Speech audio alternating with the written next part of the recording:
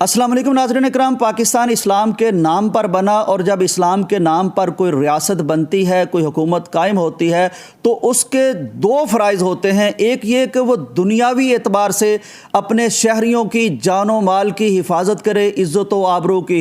हिफाजत करे, उनको सहूलियात फ़राहम करे, उनको म्यारे ज़िंदगी अता करे। और दूसरा ये होता है कि ऐसा निज़ाम कायम करे कि उनकी आखिरत भी ठीक रहे और आखिरत के एतबार से भी उनका नुकसान ना हो। अब ये सूरत हाल क्या सामने आई है, पिछले दिनों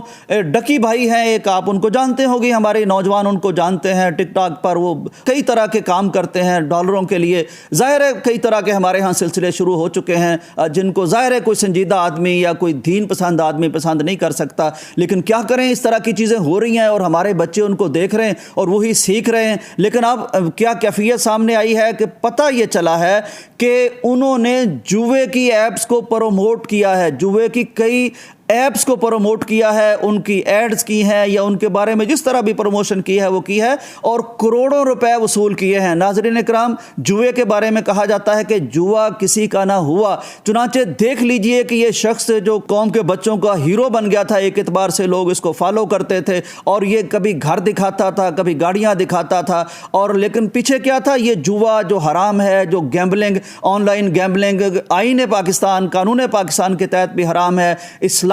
यानी होने के नाते से भी हराम है, इंसानी लेवल पर भी ये इतनी फजूल चीज़ है कि ये यानी जुआ क्या है, इस्तेहसाल करते हैं आप किसी इंसान का। तो आप जनाब पकड़े तो वो गए हैं, लेकिन साथ ही साथ आप देखिए कि नेशनल साइबर क्राइम ने बताया 40 ऐसी उन्होंने ऐप्स की निशानदही की है जिनसे हमारे बच्चों को दूर रहना होगा। ये देखिए डकी भाई इस वक्त जेल की सुलाखों के पीछे हैं, तो किस वजह से कि इन ऐप्स को उन्होंने इस्तेमाल किया और प्रमोट किया। बहुत से लोग हैं हमारे बच्चे इनको बताने के लिए, ये ऐप्स हैं जिनके नाम भी कुछ हैं, जिनमें कई एक नाम उन्होंने रखे हैं, बल्कि पीटीए तो बताती है कि यानी इन्होंने जो ऐप्स बताई हैं नेशनल साइबर क्राइम ने वो 46 हैं, 46 ऐप्स ऐसी हैं, लेकिन पीटीए ने जो ऐप्स दी हैं फहरिस्त दी है वो 184 ऐप्स ऐसी हैं। ये ऐप्स हमारे सोशल मीडिया पर मौजूद हैं, हमारे इंटरनेट पर मौजूद हैं, बच्चे बैटिंग कर रहे हैं, बल्कि कुछ लोग तो ये भी बता रहे हैं जो यानी इन पे नज़र रख रहे हैं कि कोई ऐसा मामला नहीं जिस पे ये कौम जुआ ना खेलती हो।